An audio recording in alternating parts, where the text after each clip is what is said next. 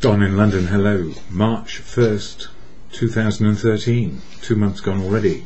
My video's all about recovery from addiction to either substance or behaviour. In my case, alcohol was the substance, and my behaviour was trying to be perfect around people, places and things. And I was never perfect, but my best friend kept me company when things went right, when things went wrong. And my best friend, alcohol, then became my dependence, and then a killer malady which I couldn't get out of. I was stuck drinking, could not stop, and no matter how much I tried to stop, and no matter how much other people implored me to stop, I couldn't. And in the end I said to myself, I can't do this anymore. So either keep on drinking and let nature take its course, end it, or do something very simple, which I found very difficult. It was to ask for help from the right people in the right place at the right time. And I don't know when the right place, the right time and the right people might turn up for you, but I was very fortunate. Some professionals got me dry, and then they suggested I might try a fellowship called AA, the Fellowship of AA, Alcoholics Anonymous, a place where people go to try and get sober and see if life can work again. And I was very lucky, very fortunate, that eventually I realised I couldn't do it on my own, and I needed some help on a continuous basis. And I'm not a joiner of things, so the very idea of fellowship was difficult to start with, but it worked. It worked, and it still works today, to be about part of something which keeps me sober, so the rest of life can happen. So life gets more interesting. It doesn't always mean it's going to be good, but it gets more interesting. So I am in the Fellowship of AA. I share about how it works for me, and I don't speak for the Fellowship of AA. As anyone who is in it, and you know if you're in the fellowship, I do not speak for you. Never can, never will, and I don't want to. People share their experience, strength and hope where they choose. It's a free choice, and everything in fellowship is suggestions and principles about living. And you don't have to adopt things you don't like, don't understand, and don't want to be a part of. So if you are in fellowship, you know, and you stay around because it's helpful. If you're not in fellowship and you're thinking about it, this may be a way of understanding what's possible. Even if, like me, you didn't want to join anything, because that was the very last thing I ever thought about doing. So what is AA? I'm going to share the AA preamble off this little card.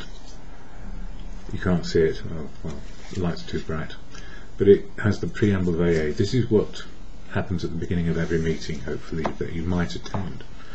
This is shared, so you understand why you're there. Alcoholics Anonymous is a fellowship of men and women who share their experience, strength and hope with each other, that they may solve their common problem and help others to recover from alcoholism.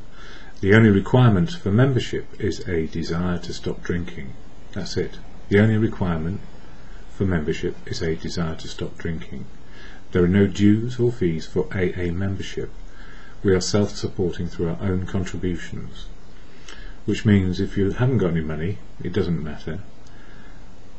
If you have got a little bit of money, help pay for tea, coffee, biscuits and the rent. But it's always the many paying, so it's never about an individual having to pay, so it's free. AA is not, and this is what it's not, but we are. AA is not allied with any sect, denomination, politics, organisation or institution, does not wish to engage in any controversy, neither endorses nor opposes any causes. So you as an individual have the freedom to be part of a sect if you want to, be part of a denomination if you want to, know your politics, belong to organisations and institutions which are right for you,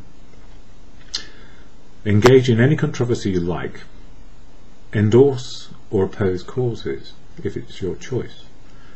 But that's not AA. AA is only there for one thing. Our primary purpose is to stay sober and help other alcoholics to achieve sobriety. So you will hear the experience, strength and hope of people from many different backgrounds who are very diverse. Some people will be agreeable to you, and some people will be completely disagreeable to you. So you make your choices, and you follow those who are, well, you don't follow either. You might want to listen to those who have a message you understand. So go to as many meetings as you can to hear as many messages as possible, so you can make choices about how to be sober one day at a time. But behind it all, again in this little thing here, although you can't see it, nope, it has the 12 steps which help me, 12 steps of living principles. They don't constrain me, they give me freedom. Freedom from drink so I can be me. And in January I was talking about the first one, where we admitted we were powerless over alcohol, that our lives had become unmanageable. So alcohol had taken over and life was completely unmanageable. So if it's in the action of it, if I were to take a drink, life would go to shit, basically, because one drink wouldn't be enough and 1,000 wouldn't do either. So I'd end up back where I was. And that's what I was covering in January, so there's plenty of videos out there if you're interested. And came to believe, this is step 2, all done in February, came to believe that a power greater than me, or came to believe that a power greater than ourselves could restore us to sanity. And I came to believe about truth, love and wisdom being the way forward. The truth of the many, the love of the many, and the wisdom generated from experience, strength and hope, from learning life. All available free of charge, and to be listened to if you can listen. It took me a while to be able to listen. I was just a wreck when I got there. And made a decision. This is step 3, which is what I cover in March, and it's all about God, or it might be just a higher power, or just a higher power and God, one or the other, or both, whichever floats your boat. But it's coming to believe something for yourself. So the step reads as, made a decision to turn our will and our lives over to the care of God as we understood him.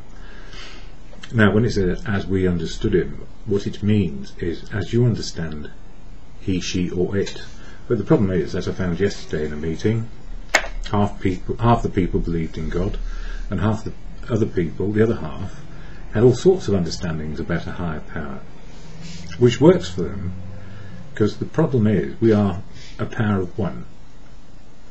On my own, all I have is what's in my noggin, my own experience, strength and hope, and no amount of my own experience, strength and hope helped me stop drinking on my own.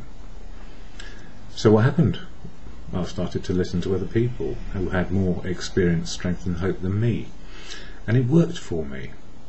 So I suddenly found, well, yeah, I've got a higher power, the truth of those people. And actually in fellowship it is all about love, tolerance and love, and they all had this wisdom flying around, and I kept on getting messages of, this is what I did in that situation, and I didn't take a drink. I dealt with my feelings as they emerged. And then this concept that, you know, life is an emotional and spiritual experience, feeling life as it is right now. Whereas I used to contrive it a certain way, try and make it so with my thinking, and my thinking said if I get there I'll be alright. Well, this is what I'm talking about today. So March the 1st 2013, yippee, I've made it through to another month. Sober today, and that's all that counts so far, and I hope to get to bed without a drink tonight, as people in fellowship often say. So for those of you who are in fellowship, you know what I'm talking about, and you know you're going to have a day as it can be. And those who are not yet in, life does improve, but it does take time.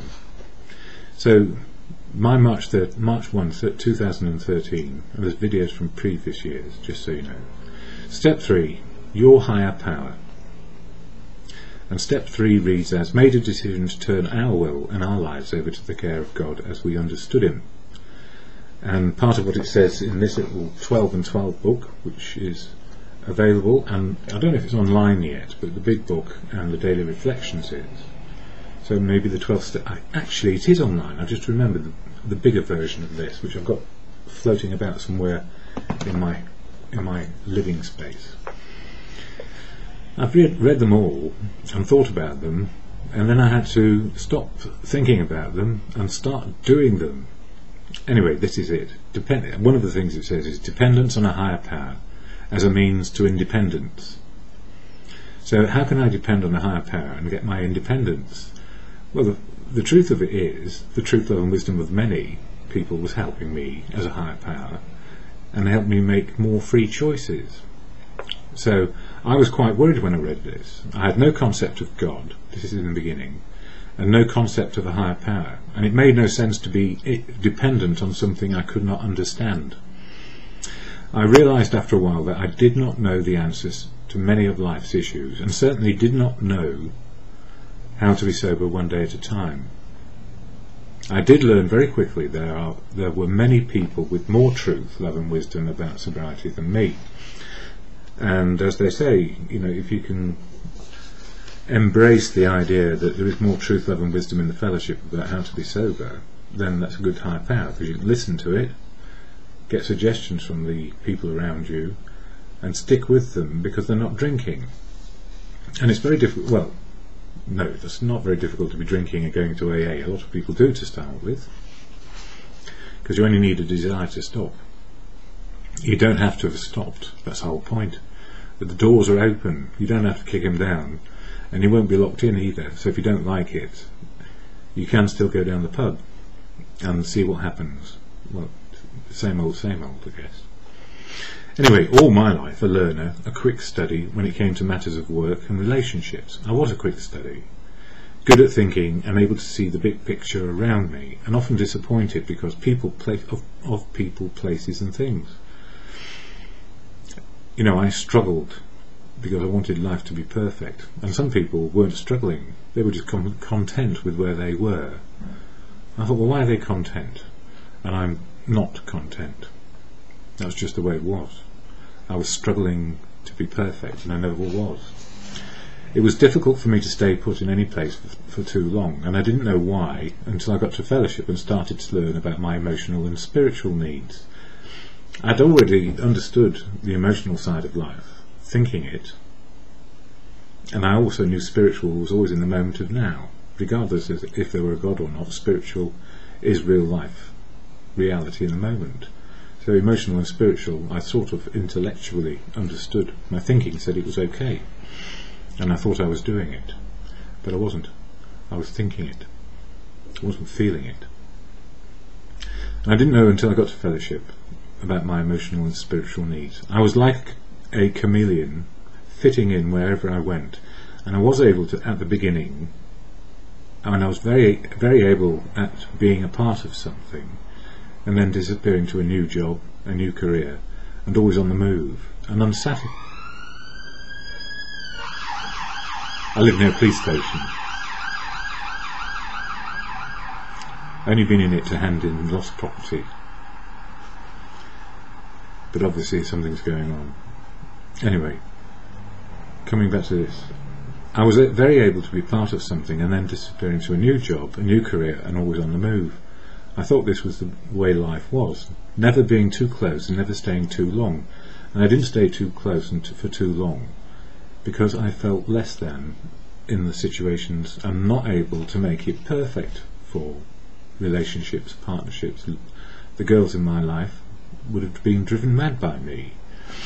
I was very attentive, too attentive, trying to make things perfect, and just being a nuisance, I guess, some of the time, or running off because it was getting too good, and then I thought, I'm never going to be good enough.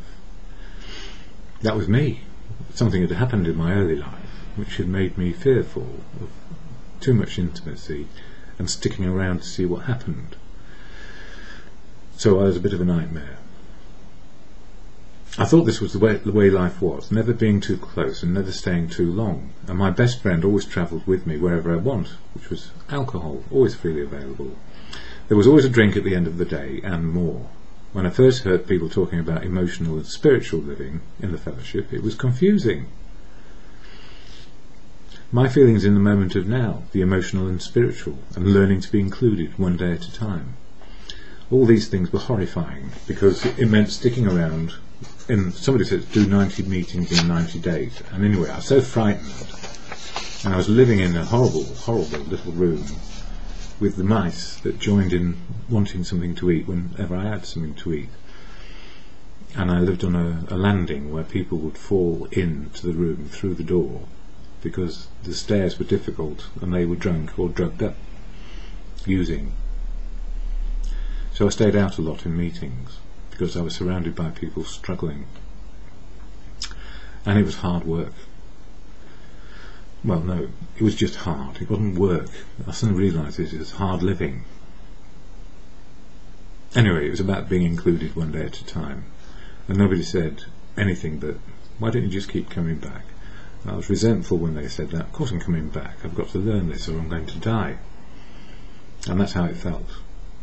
So now, looking at step 3, well, I don't debate the existence of God, and I don't worry about defining God, because if there is a God, there is no science, there is no art, and there is no intelligence to understand absolutely how creation happened, although a lot of people are getting close to it, it seems. But what's behind the universe? I don't know. Something. I have this feeling. We get the feeling when people around us die of the emptiness and the lightness that comes. If it's been a long struggle or a sharp shock in the head, something's wrong and we don't know what it is. And that happened to me a lot. And it's at the far end of perception and intuition, but we just don't know what it is. So I can't define it, but this is where I'm at. So I can't define it. At the same time, over the years, I've come to agree with Gandhi. God is truth, truth evolving in the moment of now. God is love, evolving in the moment of now. And God is wisdom, evolving in the moment of now. Actually, Gandhi didn't say that God was wisdom. That's an assumption I have made.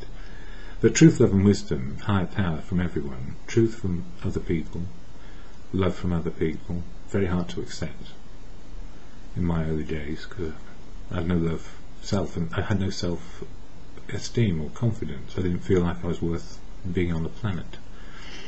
So truth, love and wisdom are very hard to take in, and it took me a while to settle into listening. And actually Gandhi didn't say that God was wisdom, that's my assumption. The truth of now evolves through human behaviour, what I do, what you do. Love evolves through human interaction, learning to love you and you learning to love me, or not. Because we're not here we can't love everybody. Some people we will dislike, because that's life.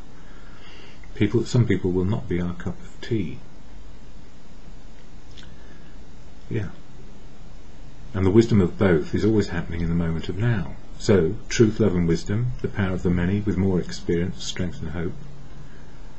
And always available if I ask for help in the moment of now. Because if I'm struggling, why don't I just go to a meeting and say, I'm struggling with this, I don't know what to do. And by expressing it to the greater number, where there's decades of wisdom around me, somebody might come up and say, Don, have you thought about this? Or some more stringent might say, haven't you done your step 4 yet? So people will be on my case. But these days I don't mind, because behind it, even if it sounds a bit gruff and rough, or why don't you just get on with it? Sometimes people are frustrated by our slowness to take in what they've taken in minutes. What some people take in minutes might take me hours, days or weeks, because there's a blockage in here somewhere. The biggest blockage was actually accepting love from other people. It frightened me, not to death, but it frightened me. Yes, a power far greater than me, the combined endeavour and wisdom of humanity is also outside fellowship, it's all around me, and this is it, and always available if I ask for help in the moment of now.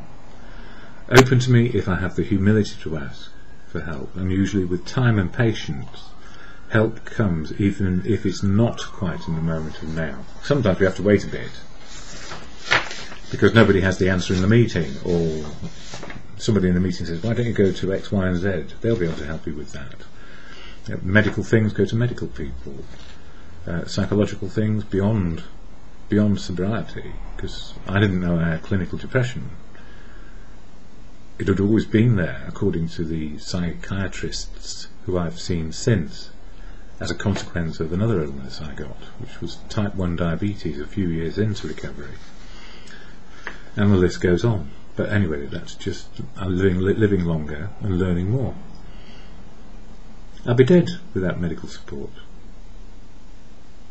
And the psychiatrists helping me understand that I had a chemical imbalance from the very start, which was just made worse by drinking. But I used drinking as self-medication originally, to feel good and to feel bad, to feel anything. So, and that is the fact. I receive wisdom when I ask, and those who believe in God, and like all mortals I encounter, able to help if they can. This is those who believe in God. And some of my absolute best friends are believers, and they give me great advice. So, although I don't know and I don't understand God for myself, I'm not God, I know that, but I also know that the wisdom that people have in some areas is far greater than mine, and it resides in many people and not just one person. So yeah, people who believe in God, they're like all mortals I encounter, able to help if they can, and if I ask nicely. So I don't demand it. Fellowship is the same, and actually it's sometimes better because people are developing their tolerance and love for one another. So in other words, within fellowship there's a bit of tolerance and love going on, and friendship in fellowship, whereas in the greater society we might face quite a lot of negativity about helping. It's not my job. But within fellowship we try and help each other, and the underlying principles in fellowship suggest that if we give freely, whatever we can, we are more likely to receive freely in the spirit of fellowship, tolerance and love. And that's not, free coffee. Well, coffee is free within meetings, but you also find that people are quite generous with their time, particularly, and their advice and their wisdom. And if it's done over a cup of coffee and you haven't got any money, sometimes people buy you one. But that's not a guarantee, and it shouldn't be expected. I never expected it, and it has happened to me. Somebody bought, in 8.5 years, somebody bought me a meal, and I can now buy them one. But at the beginning I had no money. I've got just enough to buy them a meal. I'd have to watch them eat it. So, a meeting yesterday, amazing. It's been 3 or 4 years since I was last there, and it used to be one of my regular weekly meetings, but it got a bit far out of range for me. Amazing. Yes, many people I knew, some I have not seen since I was last there at that meeting. Many still trudging the road of sobriety, as I put it, whether life has been good, bad or ugly.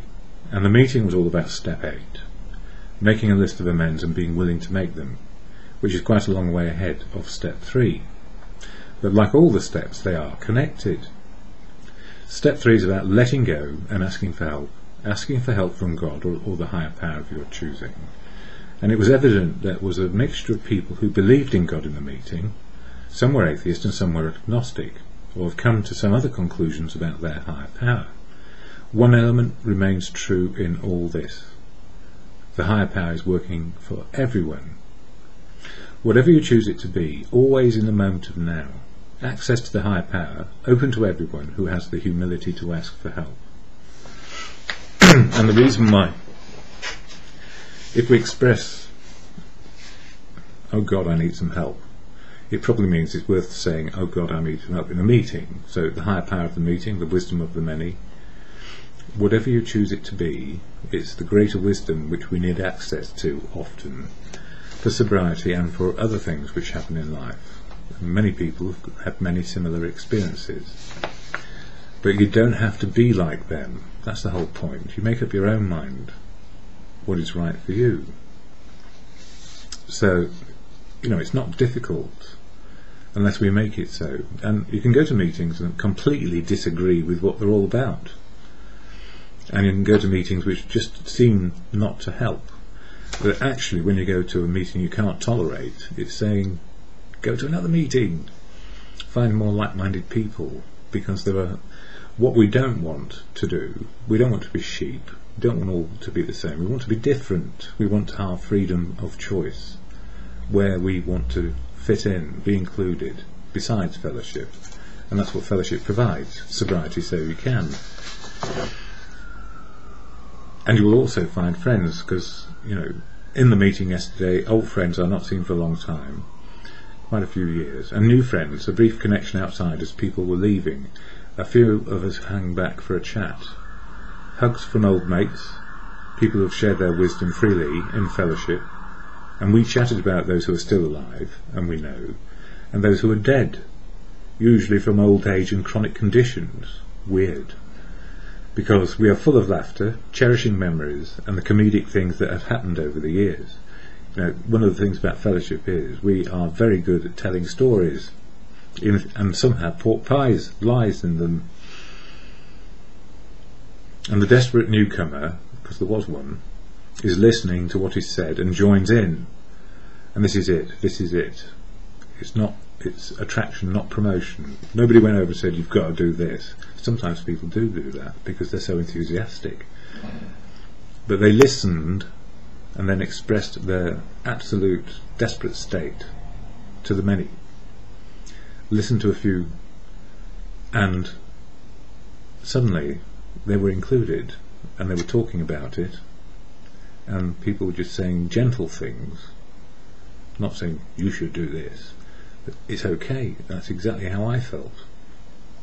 And you know, they're a very competent person, but they've got a habit of drink which won't go away on its own. Very competent, a lot of people. So, and the desperate newcomer is listening to what is said after they've shared, which is very brave actually for a newcomer. Listening to what is said and joins in, and is no longer alone for those moments. And they start the process of asking and receiving help in the moment, minute, hour, just for today. The confusion about help is always there at the beginning, because I had that confusion myself. When I was a newcomer, I trusted no one, including me, so completely suspicious of my own actions. Why do I have to give up drink? I know it's killing, but why do I have to give it up? Because it gives me oblivion, takes me out of the shit, or takes me out of reality. And then I started to trust everyone, because it was fellowship based on love. I kept on hearing this. I went to fellowship meetings based on love, and it clicked. At the same time, the emotional and spiritual journey was completely different to the way I learned life in the past. So how I learned life in the past, I was always thinking life and doing life, fixing situations and developing situations of chaos, namely in romance department, where one relationship with one girl one place would overlap with another girl in another place, and it was just torment, because on the one hand life is about, you know, live life to the full. So I was thinking living life to the full, and the relationships got overlapping and just dire, and it wasn't fair on them, and I wasn't being fair to me either, because it stopped me from deeper feelings of love. But I didn't have deeper feelings or understandings or cherishings in me at that time, and I was lost. So drink filled in the gaps.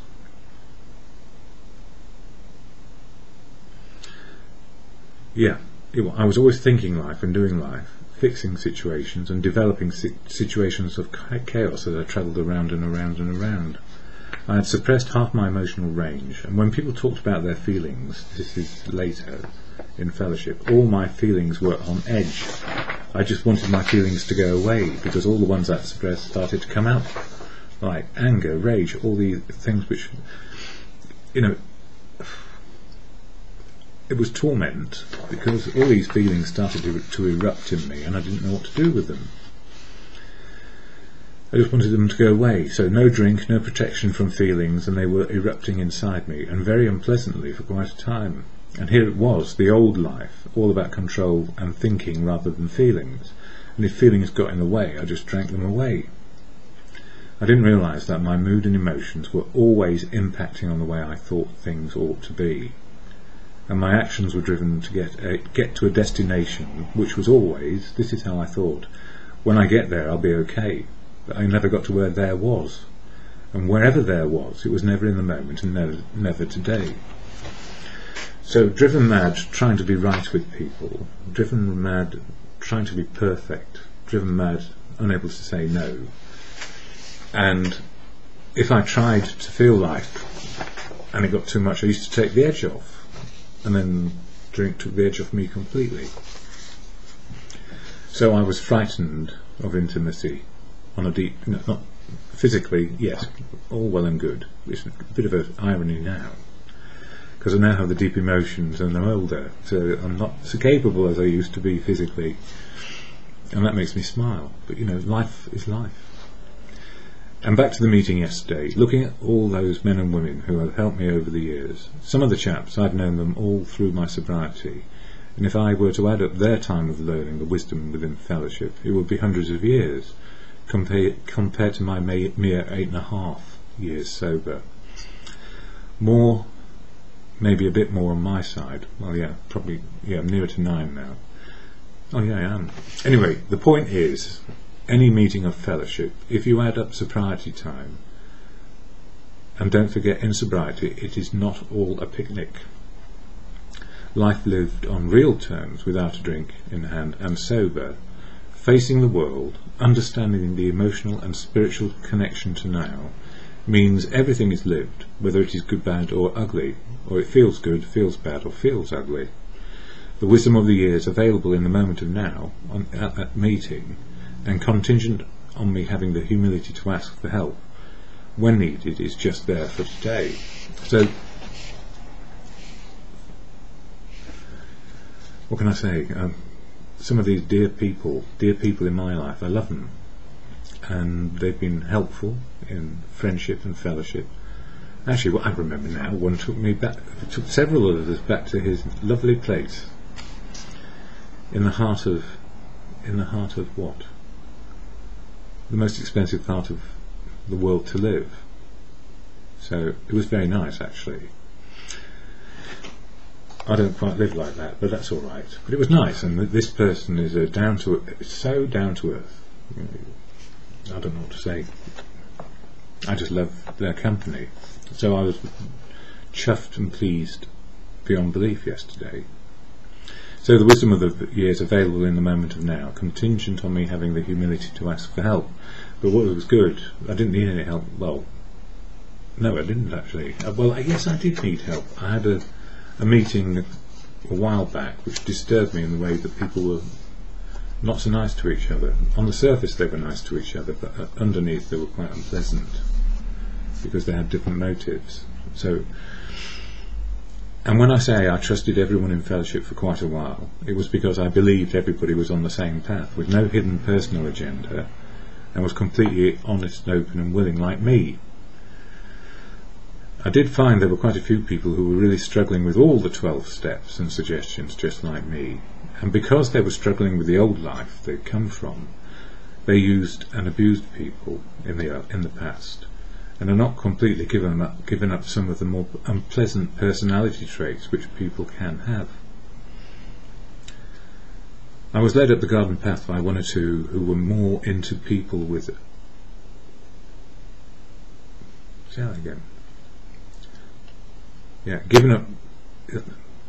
I did find there were quite a few people who were really struggling with all the 12 steps and suggestions just like me. And because they were struggling with the old life, they used and abused people, and had not completely given up some of the more unpleasant personality traits which people can have. I was led up the garden path by one or two who were more into using people rather than helping people. So there still are people working through the 12-step program who can be very abusive, very attractive on the outside, and get you stuck in there doing something which might be bad for you in the long run. It's just the way people are sometimes, but they're the minority, I've come to understand and learn. But they are there, so you have to be able to use a bit of common sense and gumption, and always listen to the advice of the many. So, using people rather than helping people. We can become embroiled with the wrong people, with our outlook of being open, honest and willing, if we're not careful. In some cases there are people who do not have your best interests at heart, but they'll be very attractive and shiny on the outside. And the sooner we realise who they are and let go of those connections, the sooner we're back trudging the road of happy, good, bad and ugly destiny. In other words, sometimes when people ask us for help, an emphatic no is better than a half-hearted yes. So if you feel wrong about it, you say, no, it feels wrong for me, no thanks. Rather than a half-hearted yes, well, I'll think about it. Actually, then you've got a mind full of their problems. And the simple answer is, an emphatic no is better than a half-hearted yes, if you feel wrong about it. And even now, years later, I still say yes when I mean no. Because I'm a human. And then I go halfway into something and I think, hang on a minute, this is something which is going to be bad for me, and I have to say no. At least I get to know in the end. But sometimes I do find myself in situations where I should say no more emphatically. So don't forget, there are still people learning what it is to be sober, utilising the principles of the programme without integrity and without fairness. And some people are on a different journey to the majority in fellowship. Fellowship is a way forward in sobriety, and the doors are open to everyone. And you have the freedom to choose and make better choices for yourself, one day at a time. Giving up the madness of drink for an alcoholic does not automatically mean that everyone is restored to sanity. I found that sanity is restored after the moment of madness, and sometimes we can be mad as hell at things. And that's something we need to take account of, because we're all human and we can be driven mad on any given day by circumstances, and then we can be led up the garden path. And even if they are restored to sanity, they can still do monstrous things. No single human, this is what I'm suggesting, and this is why the higher power is important to me, no single human need be your higher power ever.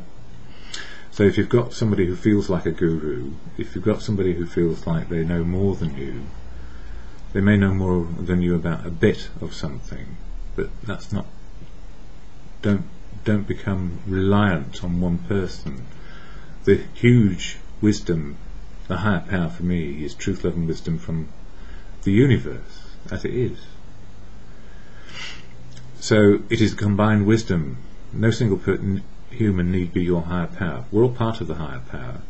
So when I see a newcomer join in a conversation, given freely, starting to receive freely, the interaction of the newcomer asking for help, and we maybe have a suggestion for that day only, we are part of the higher power, sharing through the wisdom that we have collectively.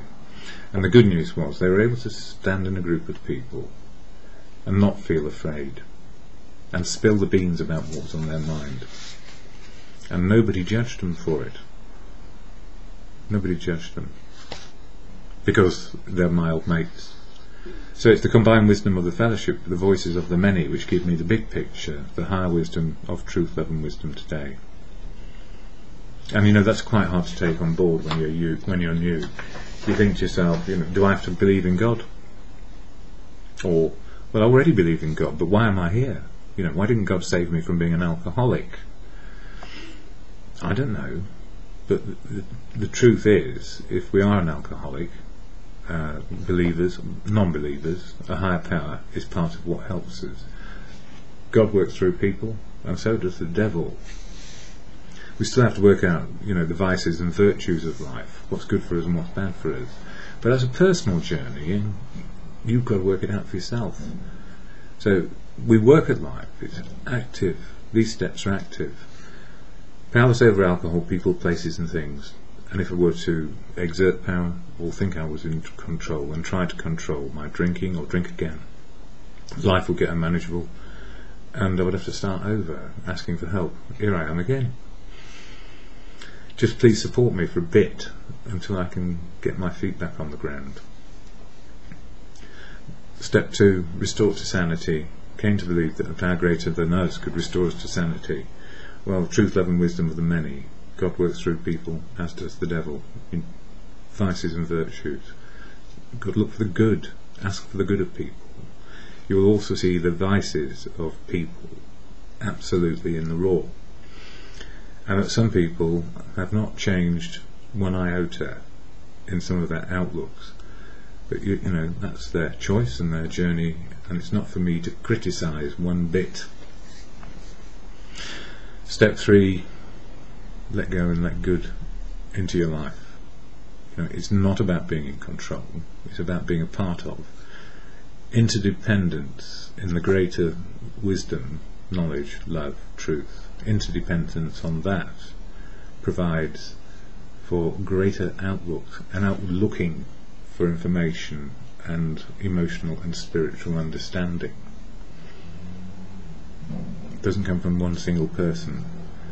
So I have made romantic connections over the years, and if I'm not careful and I don't keep fellowship and sober, all those connections going, the girl becomes my higher power through love,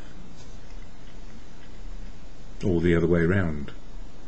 So for it to be an interdependency where we, you know, give and take and get all that stuff sorted out around being included, loved and part of something, it's about interdependence and not codependence. Don't make another human being a higher power. Love deeply and cherish deeply.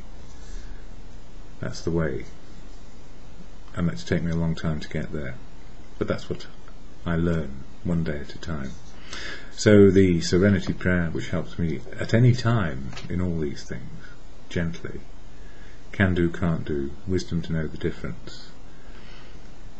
To God, or whatever your higher power may be, you are part of my higher power, not as a single person, but you are, as a single person, part of the higher power, wisdom, wherever you are in life, by sharing experience, strength and hope.